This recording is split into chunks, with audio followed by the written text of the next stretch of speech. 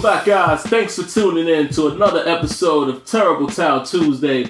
I am your host, Sim Football Critic, and let's get right into it, guys. We have a lot to talk about today, guys. Mainly just talking about what happened in the game on Sunday against the Kansas City Chiefs. Redemption Sunday.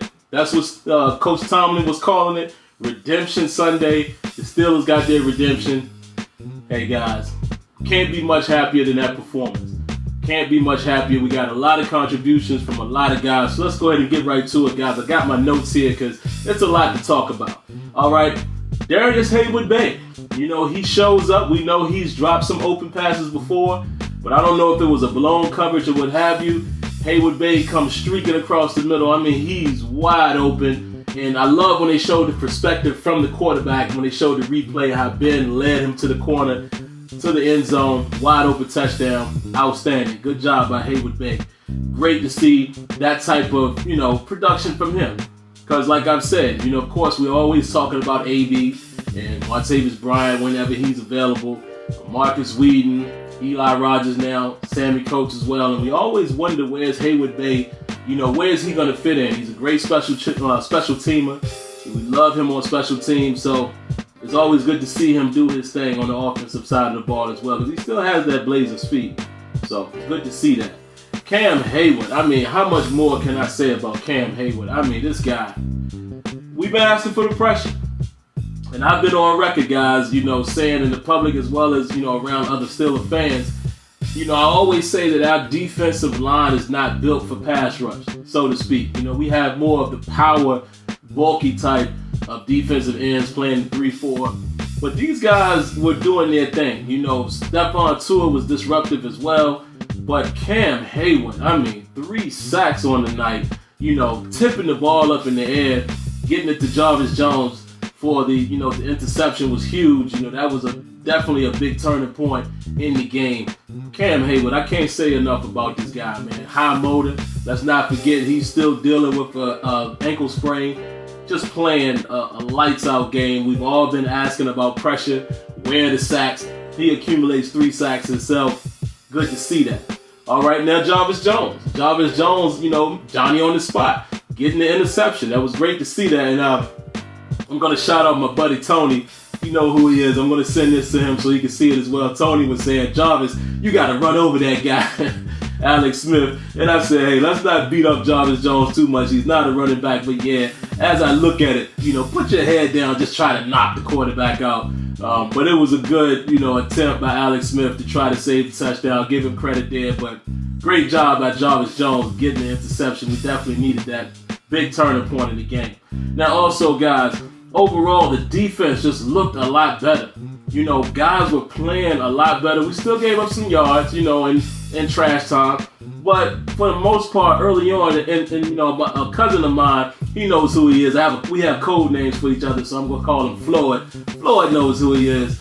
He was saying to me during the game, like now, Kansas City, we're going to give them the trash time points or yards or whatever, and they're going to make the defense look bad. I wanted to address that real quick. He's absolutely right. I mean, through one half, they had, 180 yards, if that. I think not even a half. I think even beyond the half, they had just 180 yards passing, or a little less than. I can't remember the exact numbers.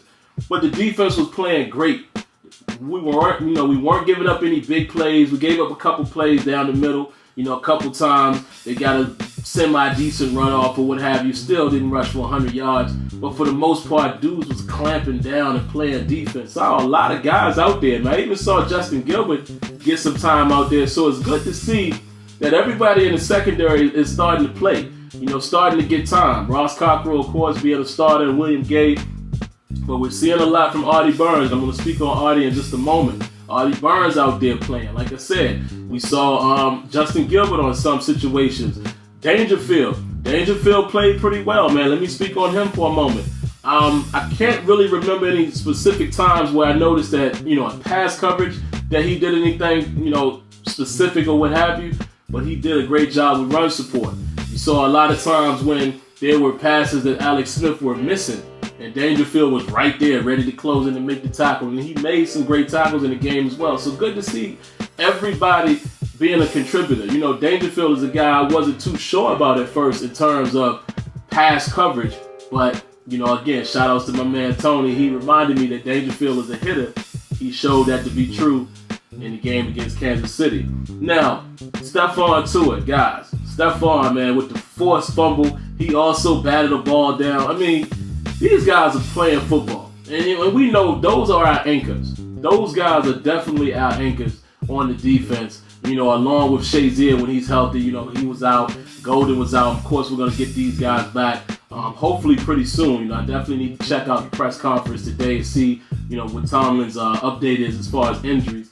But yeah, we're going to get those guys back. But like I said, to me, the anchor of our defense and how we run it starts right there with Stephon Tuitt and Cam Hayward. And these guys are not disappointing. These guys are playing good ball. And, after the fourth game, we're getting closer to the point to where you're starting to know what your team is. Y'all know my rule. I say 6th or 7th game is where you pretty much know what you have. From that point, you can elevate a little more or you'll pretty much stay where you are. But I think by the 6th or 7th, maybe sometimes stretching into the 8th week is when you know at that point what type of team you got. And you can really set your expectations saying, okay, I think this is where we're going to end up. Things of that nature. But these guys are starting to get it going a little bit, here early on in the season. Definitely doing a good job containing the run. So you got to shout out those guys, the anchors of the defense. Now, Artie Burns. I said this during the game. I tweeted this out. Artie Burns had a pretty decent rookie game. He made some good plays. He made some plays when he was just there. And he made some plays, where he struggled a little bit. What you would expect from a rookie. But overall, I give him a high grade, high marks. Artie Burns is playing good football, man. And it's great to see him being around the ball a lot. Like even on, like I said, some of those near misses, even the one when Connolly, just a big receiver, great hands, by the way, to play that Tomlin challenge on the sideline. You would think the ball would bobble being that Artie Burns' hand was in there, but that dude just made a heck of a catch. But it was like 2 of those situations where Burns was right there. And I'm not mad at that. It's the NFL. You have a professional quarterback, a professional receiver. Sometimes the ball is just going to be in a spot or you're there a half second late and it is what it is. But we didn't give up anything big. But overall, Burns is playing pretty well. He has some nice deflections, even one down in the red zone. He's playing well, and it's good to see him get a lot of opportunity. I noticed a lot of times that they slide William Gay inside and let Burns man the outside along with Cockrell. So it's good to see the rookie, getting that playing time and playing fairly well. Being the first round draft pick, that's what you would expect. So I'm happy to see what he's doing, man. But, I do recall he had probably, I want to say it was like 2 pass breakups, and there was one definitely that helped save a touchdown. Once again, he did that before. So it's great to see that stuff out of him. Le'Veon Bell. What can I say? Excuse me, guys, I'm getting choked up. Literally. Le'Veon Bell is just the guy, man. He is the bell cow. I mean, I love DeAngelo Williams, and I got to give D'Angelo his credit as well. Love seeing those guys on the field at the same time. But Le'Veon Bell just brings another element to the offense, man. And he's not the fastest guy. We all know that. But I don't care. He gets yards. I mean, he gets chunks and bunches, bunches of yards at one time. Like, he always seems to break a play. At some point, he's going to break out for 10 or 11 or 12. And next thing you know, 40. That's Le'Veon Bell. And then him playing at receiver. I mean, Ben went to him early. Him playing out there in the slot. It's not going to be fair. You got to remember, he's still getting himself back into the groove of contact and playing in a real game. Rushed for 144 yards. Had about 36 or so, I believe, in receiving. He's just a tremendous weapon. Hopefully everybody stays healthy, man. It's going to be cool seeing how these guys play together. But what a threat. What a difference it makes to have a guy like Bell on the field. You got to understand this. People always say one player doesn't make a difference on offense or defense. But in reality, they can, because you have to respect them now. The fact that he's out there, like look at some of those plays where he was lined up at receiver and they handed the ball off to DeAngelo Williams. You understand what I'm saying? Because they still used Bell pretty much as the decoy, hand that ball off to try to create some matchups. So when you get a guy like that, you have to respect where he is on the field. And he did a wonderful job coming back and feeling, getting back in, getting his shoes, filling his own shoes, so to speak. So it was great to see that. Antonio Brown, I mean, with the little pump, that cracked me up, man. And they still threw a flag. And listen, man, as long as it's not causing any harm to the team as far as points and field position, whatever, man. Have a good time. I don't think he's doing anything overly offensive, but it is what it is. Let that man enjoy himself. But him getting 2 touchdowns was great. Like always, that deep post that that Ben threw to him.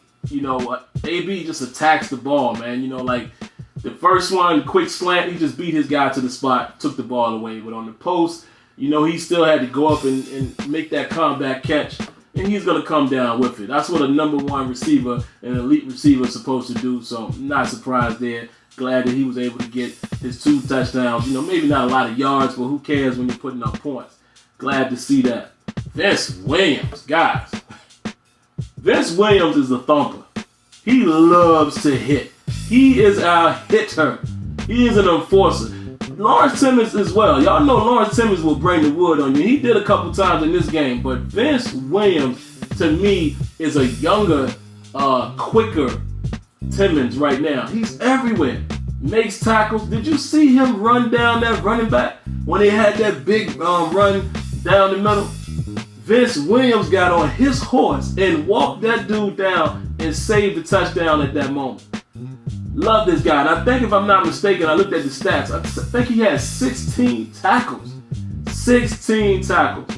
Listen, man, I've always said I love Shazier. But it's good to know that you have a guy like Vince Williams that can come in and fill that void, at least, in the tackle aspect. He's not as fast as Shazier. May not even be as good. And Shazier is not great in coverage either. But he may not even give you that dimension in coverage. But just playing as an inside linebacker in the 3-4, give me Vince Williams any day. Love to see that. He played his butt off. Gotta applaud him. Sammy Coates. Sammy Coates, again, guys, I'm saying it again this week, he is becoming a deep threat. Man, what I'm loving that I'm seeing out of Sammy Coates that we haven't seen much out of Martavis Bryant, he's going up and getting the ball.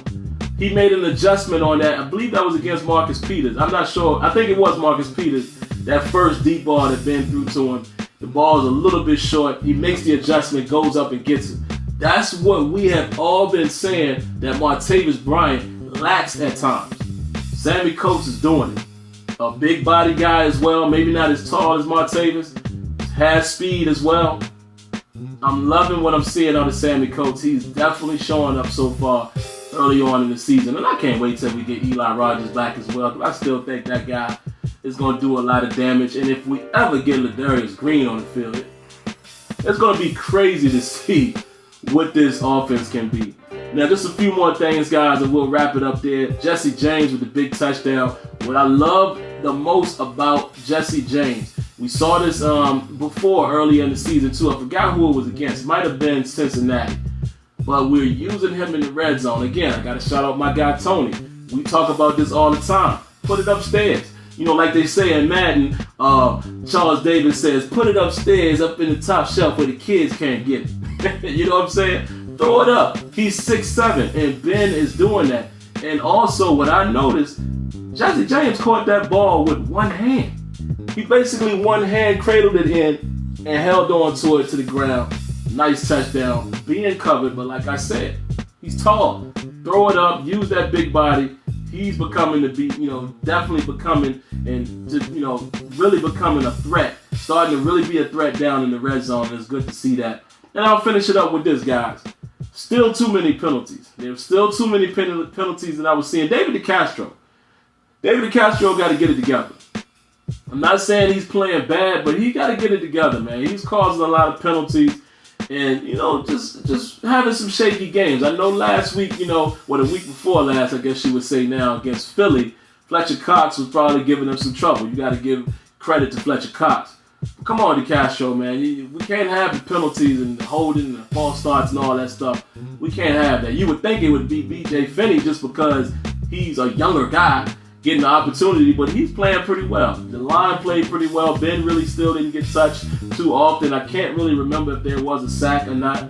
Don't quite remember, but the line played much better this week. Defensive line played much better this week. Secondary played very solid, and then that offense was high-powered, and that's how we were able to rout the Kansas City Chiefs. Redemption Sunday, as Tomlin called it. Great to see. Now, guys, this week we got the Jets. We got the Jets, and, I think based off of the way the Jets are playing and the way we are playing, should be a game that we'll be able to win. It is in Heinz Field. You can't take anything from those guys. Of course, it is still, a Jets defense led by Todd Bowles. So I'm not going to take anything away from them. They still got Brandon Marshall on the offensive side of the ball. Matt Forte, Fitzpatrick may get himself together. I'm sure they're going to take some shots with Brandon Marshall, with him being a big guy. And you got Reeves. We'll see what kind of island he's going to bring to Heinz Field. But based on what I'm seeing, the eye test, how we're starting to play, based off of last week's performance, I think we should be able to beat the Jets. But any given Sunday, guys, at any rate, I'm happy to be 3-1. We're sitting pretty comfortable. Not comfortable, but a much better position than what we've seen in the last several years. So I'm cool with 3-1. Would love to be 4-1. And we'll see how everything plays out come this week versus the Jets. All right, so that's all I got for you guys today. Definitely leave your thoughts and comments. Please let me know how you feel about the team or individual players. I know we got some injuries. I need to check on some guys like Chicolo, guys of that nature. See how Ramon Foster's coming back. Jarvis Jones got hurt in the game. A couple guys got dinged up, so we need to check the injury report. Not sure of that yet. Maybe if I check that out before I release this video, then I can put some annotations in there and what have you. But there it is, guys. I definitely appreciate you guys checking it out. Again, leave your thoughts, leave your comments. Here we go, Steelers. And stay tuned for a few short messages. Peace. Hold up. Wait. Before you go, hit that sub box. Make sure you subscribe. Come back around for more content. And don't forget to leave your thoughts, leave your comments, and I promise it'll never hurt you to hit that like button. Another announcement real quick, guys. Sim Standard Radio has now moved here to YouTube via Google Hangout. Come check us out right here every Thursday night at 8 p.m. Eastern. All right, that's all I got for you. Okay, bye. Go ahead, get out of here.